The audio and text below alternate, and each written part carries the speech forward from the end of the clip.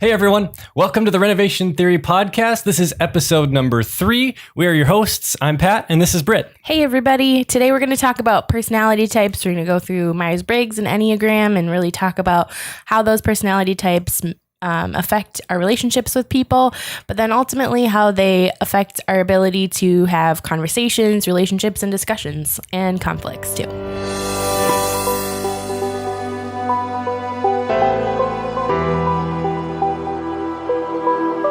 So, personality tests are actually, I'd read an article recently how big of an industry they are. It's pretty insane. I mean, you've got the big ones like Myers Briggs, and Enneagram is kind of in vogue right now. It's the big one, but there are plenty of personality tests, and a lot of them are spin-offs of like Myers Briggs or something like that.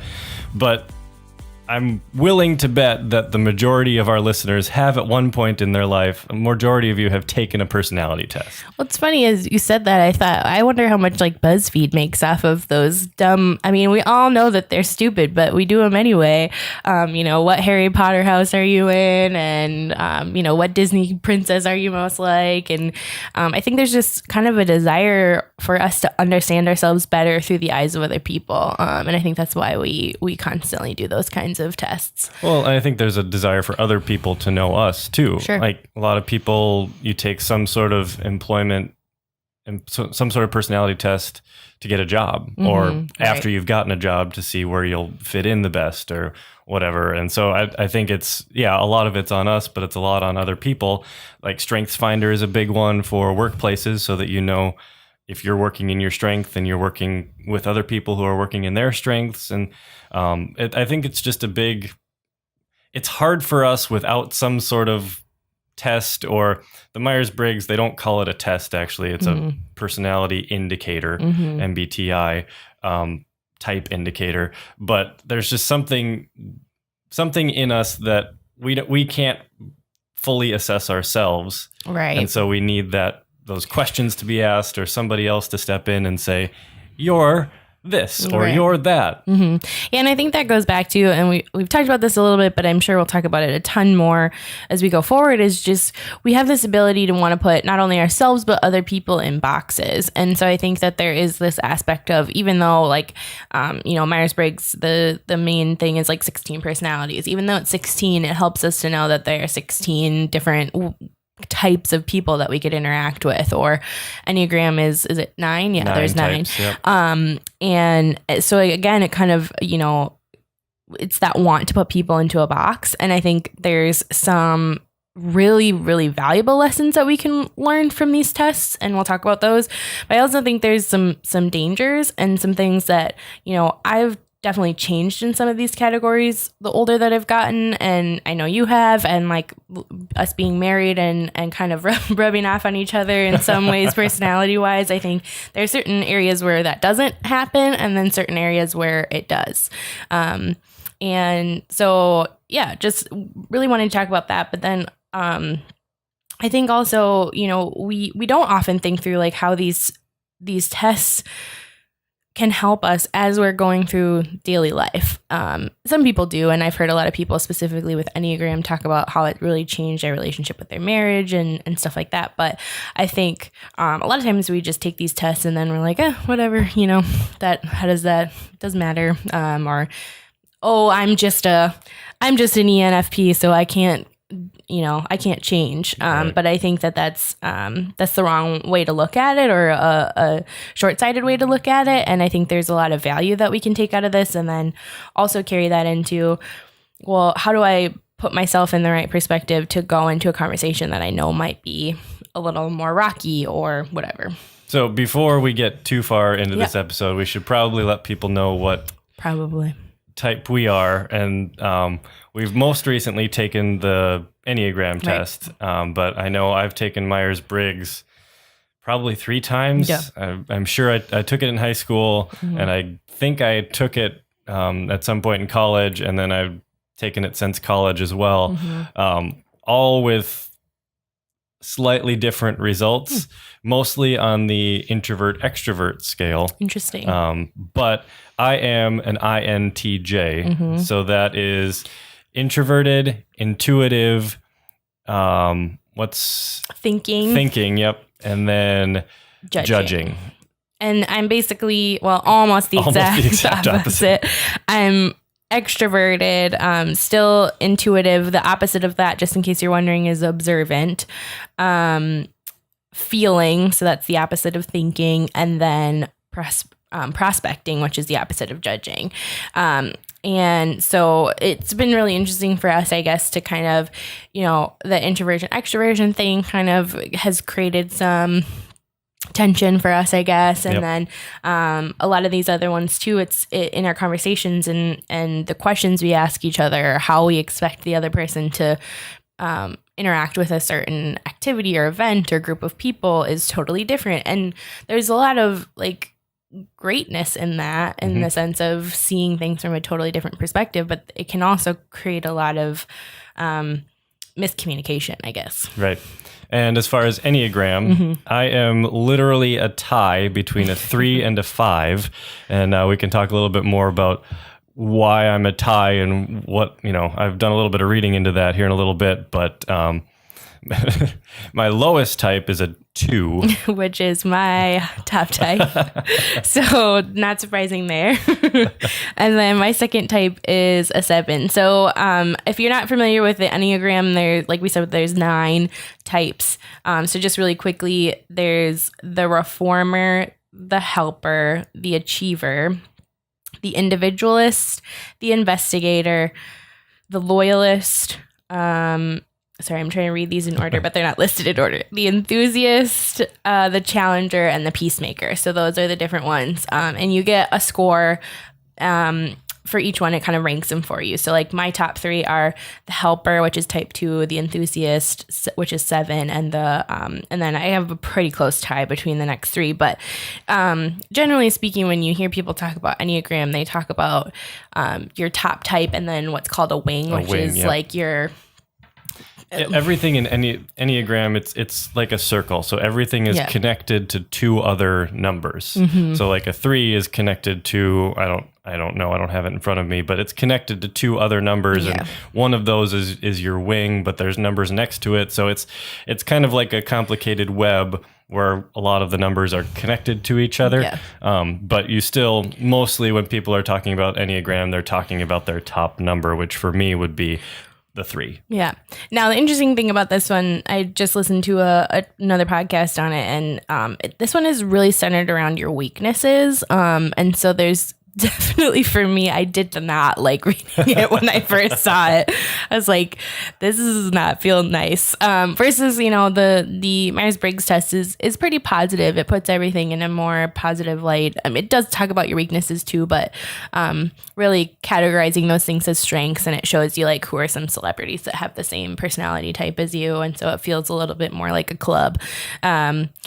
But I did also, in this podcast, hear him say that only about 55% of the online tests are accurate. And so I think there's something to that, too, that this is something that we're really going to use to dig into our lives. I think we can't stop at just the test. That's a good place to start. Right. It's a good indicator. I think Myers Briggs terminology is pretty good. It's a good, or could be a good indicator of your personality and how your brain works, but it's not necessarily an end-all be-all. And I think for me and in my observations and talking to other people who have taken Myers-Briggs primarily, I don't know if it's because it's the first letter or what, but we so often get hung up on that first introvert or extrovert. I hear more people having conversations around I'm an introvert versus I'm an extrovert, rather than having, I'm a feeling versus intuitive, or I'm a prospector versus a judger, Those matter. We care about those when we're talking Myers-Briggs, but most of the time when we're talking personality, the first thing and the thing that really we stake our claim to personality on is I'm an introvert or I'm an extrovert. Yeah, I think there's 2 things that I kind of see that affect that. I think the first one is that the other ones are a little bit more abstract or hard to see. I mean, not that introversion, extroversion is super concrete and easy to see, but I think it is easier to see than some of the other ones. But the other thing is, I think that there's a huge misunderstanding about introversion and extroversion. And it's just something that's been kind of playing out in my head over several years. He's laughing at me because I talk about it all the time, but soapbox alert. No, but I saw Susan Cain, who she's the author of Quiet, which is a book about introversion. And at the time I was living with a whole bunch of introverts in a house with 7 other girls. And I think maybe 1 or 2 of them were extroverts except for me. And I am an extrovert. So at that time, it was really valuable to me in thinking and processing through who those women were and how they perceive the world. And at the time, we had open Friday night dinners every week. And so I had a hard time understanding, like, okay, well, I know all these people are introverts, but they're choosing to have a huge group of people over at our house all of the time. And there's this misconception that if you're an introvert, it means you are somebody who doesn't really like people and you would rather sit in your room and read a book. And you're shy and socially awkward. Right. I'm an introvert, so I've heard all of this. Right. Yeah. And truthfully, I probably was a little bit more extroverted in my younger days. Not that I'm that old, but but I'm pretty much like, I think it's like 60%. So it's not like I'm crazy on the extroverted scale and need to be around people all the time. I think to the point of changing a lot, I've gotten a lot more introverted the older that I've gotten. The more time you spend with your introverted husband. Yeah, something like that. But it's kind of brought me to my own, I think it's almost like a social interaction personality type scale. So I've been working on it for a little bit and I'm going to debut it to the world right now. So we'll have to see. If it's good, you can make a bunch of money off of this. Yeah, I guess I need to make a test. So the primary thing that we talk about when we talk about introversion and extroversion is your recharging around people versus like recharging around your in alone time. Around no one by yourself. So I think, and that's one that people, I think, mostly understand when it comes to introversion versus extroversion. Right. Like, I'm an introvert. I need my alone time. Right. To recharge. I can be around people sometimes, but in order to recharge and really feel rested and ready to go, I need alone time. Right. Whereas you, as an extrovert, are primarily the opposite. Right. Except for that, I think, there are people that are even more extreme introverts than you. Like, you don't consider our time at home to be with people. Like, sure. I have a friend whose dad, like, literally would come home from work and spend 4 hours in his office by himself before he could come out and be a part of the family. So I think there is definitely levels even inside of introversion, that maybe your family doesn't really count towards that, or your significant other or whatever. Sure. So there's that piece. Yep. And then there is like the center of attention versus like kind of an observer. And so what I mean by that is, like, are you the person cracking jokes, or are you just kind of watching on the sidelines if there is a group of people? Are you likely to be the one telling stories, or so this is more like your personality in a group setting. Like if you're at a party at somebody's house, are you sitting at the table just eating food and kind of watching everybody? Right. Or are you sitting on the couch in the living room, kind of the center of attention, telling stories and interacting with people and stuff, which that has nothing to do with how you recharge. Right. Yeah. And I think it can depend on the group of people too. So keep that in mind. But like Pat's a really good example of somebody who is an introvert, but he tends to be more on the side of a center of attention, especially in a group of people well. Right. So that's one piece. I think there's a second or a third piece, I guess, that is performer or a non-performer. So I kind of see that being something that's a little bit different, like people who like to give speeches, or which is not very many people. It's like the number one fear of everybody in the world. Right. Theater is another great example. Yep. And then, like, I'm a musician, so that's another thing. Like, to me, the energy that it takes is not the same as having small talk with people or whatever. It's like a nervous energy, and it's still some energy, but it's not the same as the introversion extroversion piece. So I think you could be a introvert observer performer type person. and I know some people that are like that. I'm sure you can think of some from your theater days of people who just, they don't really like to be the center of attention at all. But for some reason, when they get up in front of people, that totally changes. Right. So that's another piece. And then I think the fourth piece is, are you a verbal processor or an internal processor? So you could be an introvert who really recharges around people or by being by yourself, but you have to have people help you verbally process through things.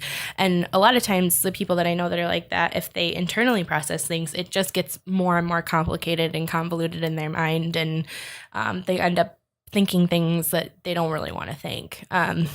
I think that can get really dangerous if we don't know that about ourselves. I'm definitely a verbal processor. So I would be a mostly people recharge, probably in the middle of center of attention versus observer, but I'd probably go slightly more on the observer side, I would say. Performance is okay depending on what kind of performance it is. I tend, speaking and music are fine. I'm not so good at like improv and acting and that kind of stuff. I'd put you on the performer side of it because you're at least willing to be up on stage. Yeah. And I'm a verbal processor. So even then there's a little bit of crossover kind of between the stereotypes of what an extrovert is. Right. Well, and then it's the same for me. I'm an introvert, so I definitely recharge by myself. Yep. But I am totally willing and lots of times love to be the center of attention. Pretty soon this podcast is just going to be me because it's all about me. I'm just kidding. You don't want that. I'm definitely a performer, but I am an internal processor. Mm-hmm. And so, again, we're kind of the opposite in a lot of those. But the thing about Myers Briggs and even Enneagram and Brittany's newfangled personality test, whatever it is, the thing we have to realize is that every one of these is a spectrum. Right. You mentioned it earlier, how you're like 60% on the extroversion scale, 40% introvert. You could be 51% introvert, and so your Myers Briggs is going to be an I, but in reality, you are right in the middle. Right. And then there are other people, like your friend's dad who needed alone time. He is probably like a 90% on the introvert scale, right? On the introvert side of things. But all of these are a spectrum. And this is a theme that's going to come up a lot on this podcast. But labels are simultaneously good and simultaneously bad. Right.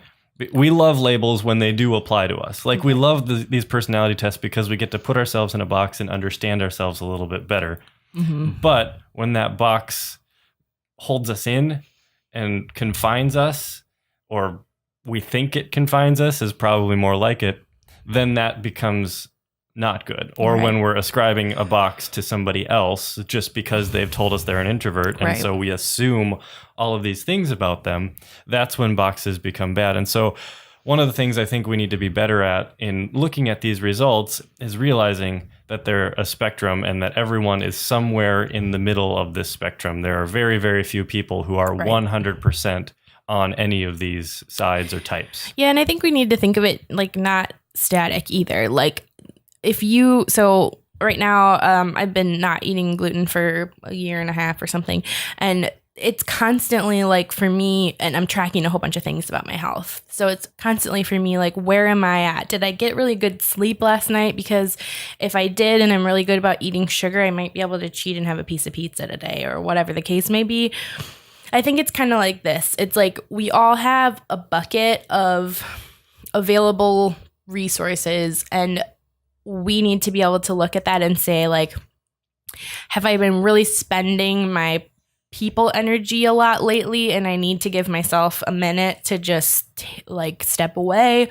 Or is it going to take a lot out of me if I'm the center of attention in this particular moment? Or is somebody forcing me to be the center of attention? And so I need to be able to like do that and be in that moment and then take a little bit of time after that. Like, it's just something that I think it's almost more like a checks and balances for ourselves to say, how am I coping with the situation right now? So like we went on a camping trip last weekend with a bunch of people that we have known now for a couple of months. Yep. But it's the longest time that we've spent with a lot of them. And for me, it was a lot of like, I really appreciate that time, but then I need to be able to just take like microseconds where I'm just like walking somewhere by myself, or, I did a lot of taking pictures while we were there because it allowed me to like be present, but not necessarily be interacting with people all the time. And that was really good for me to just have those moments where it was just myself. And even as an extrovert, like I still need that. Right. It's a lot of new people and a lot of more intro type conversations, which can drain me differently than like in-depth, really meaty conversations. Yep. I have some people in my life that are like, they love small talk, and like, for them, it's like a game of like what. I don't understand those people. Those people are weird. Like, what can I find out? Like, how can I find that like treasure of a piece of connection? And so for them, it's like that means to an end in like a fun way. For me, it's like, can't we just skip ahead to the part where we have really deep conversations, and where I know you better.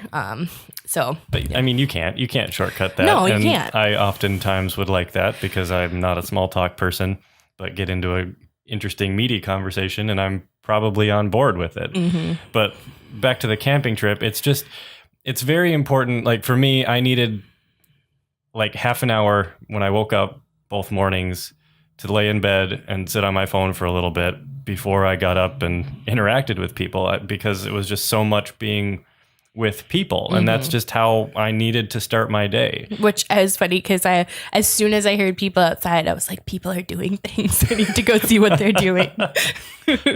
But I think in that's a good example for us because it's recent and it's something that we've realized. But I think how this applies to renovation theory and our podcast and our Facebook group and community is kind of what I was going back to with the boxes. Mm-hmm. It's good to know these things, and maybe we should probably put up a link for Enneagram and Myers Briggs, the tests up there. So if you haven't taken them, you can. They're really good tests, and like I said, they're really good at kind of trying to figure out who you are and how you interact with people, and they do a good job of explaining. Like one of the lines in my Enneagram type is that a 3 will often, I think it's a 3 will often forget to eat because they're so entrenched in whatever task that they're doing. And that's totally me. It's so true. I love food, but sometimes I just forget to eat because I'm working so hard on something. Do not understand. I really don't.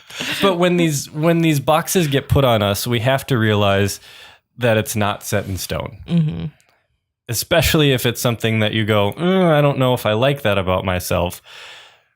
We have to realize that we have the power. We have the power to put other people in our lives or to hang around other people who can change us. Right.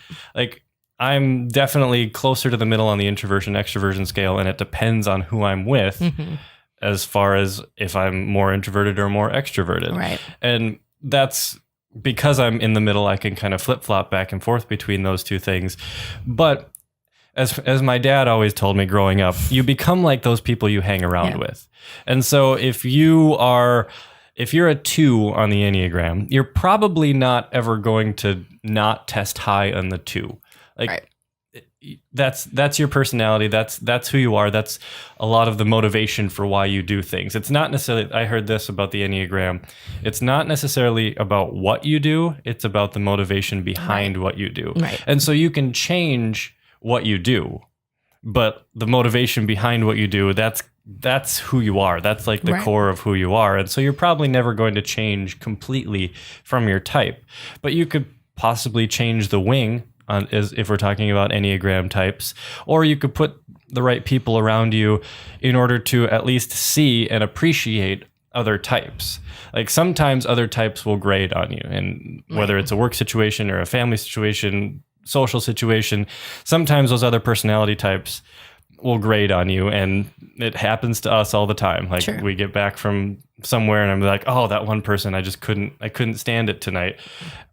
But if you're in the right situation with a bigger group of people and other people who appreciate you and appreciate that person, it's easier to deal with that. And it's easier to have a conversation and hopefully not just, want to bang your head against the wall after interacting with this person, especially if you're going to have to do it regularly. Sure. Well, and I think the other thing too is going back to it being fluid is like understanding where you're falling that day and how it affects. And there are certain things in here that I think like whether you're a verbal processor or an internal processor, that's probably not going to change that much. There are certain things that are like a little more probably true all the time. And then there's baked in for sure, I guess. Yeah. But there are certain things that you can change because you want to change them, or you can change because you maybe need to change them a little bit more for whatever reason. And don't get me wrong, none of these types are bad. There's not like Myers Briggs. There's not a bad type. There's not a bad type in Enneagram. It's not like you don't want to be a 2 or you don't want to be a 9 or whatever that number that's your lowest. It's not a bad thing. There's no wrong answers. Right. It's just that we were talking to somebody last night and, you get like your top 2 are generally pretty close. And then one of those you probably look at and go, oh yeah, that's totally me. Right. And the other one you look at and go, oh, if that's me, I don't like me. I mean, that's maybe a little bit extreme, but there's something to that. Yeah. Well, and I think that goes back to, so, a lot of why we're bringing this particular conversation to you is how does that affect how you have quality conversations with people? So while no personality type is bad, but if it's creating barriers for you between people or allowing people to hurt you because you just don't understand their personality type, then that might be something to look at. Or if it's like a self-doubt thing, like if you sure. like for some reason, if you're an introvert and that's always been communicated to you that that's somebody who's shy and doesn't talk to people and is kind of socially awkward, you've kind of believed that at this point. This is a chance for you to realize what introversion is. Like take one of these tests and figure out what that actually means. And it's not a bad thing. Right. That's a really good point. I think there's a huge distinction we need to make between trying to change your personality or your perception or how you interact with the world and changing your understanding of yourself. Right. And I think both of those have their place. But I think, if you have to start somewhere, start by understanding who you are really well, because I think that really helps. And giving yourself permission to say, like, I'm tapped out on energy, and if I keep going in this conversation, it's only going to be negative. If we had more people that were that self-aware, our conversations would be so much better. Right. Take a step back and breathe for a little bit, and if it's worth it, come back to it at that point. Right. So there's that piece, and then, just continuing to understand who do you want to be? I think more so than like just changing for the sake of change. Like, do you want to be somebody who's able to engage in, really difficult conversations more or not? We want to build a community of people who is willing to do that, but it doesn't mean you have to be that person. And like we said earlier, it's all a spectrum. You don't have to be that person every single time. There are definitely some issues where maybe you can't or don't care to right now. Yeah. And so it's a matter of just having that mindset in general, knowing that you can't 100% of the time ascribe to that mindset or have that willingness to change, and giving yourself permission to. I feel like that's, and other people permission as well. Totally. A lot of this we're talking about our personalities, but it 100% applies to everyone else. Right. Like if we're willing to change how we look at the box that we've been put in with these tests, we need to realize that other people want to change how they view the box, and that we have the power to help them change how they view that box. I think it is a lot easier for people to give themselves forgiveness or forgive themselves for how they are, how they've interacted or whatever, be kind to themselves when other people pass that same feeling onto them. Right. So like if you say, it's okay that you're an introvert, like it's really good and you need to take care of yourself in that. That's totally different than, well, it's too bad that you can't go to the party because you're an introvert or whatever it is. We have a responsibility as the people on the outside to hold what that person is with respect. Yep. And I think sometimes we don't do that very well. So the way we're ending every one of our episodes is by asking a question. And so we ask it here, and then that's the question that we post on Facebook too. So number one, join our Facebook group. Head over to Facebook and search Renovation Theory. You can ask to join our group and then join in this conversation about the episodes, about, if you've got something that you want to bring up, feel free to write it in the group. But the way we're ending every episode is with a specific question for you and I and everyone else to, think about together. Yeah. So I think our question this week is going to be, what's the personality type that you most resonate with? And maybe if you have something about what you least resonate with, that would be good to talk about too.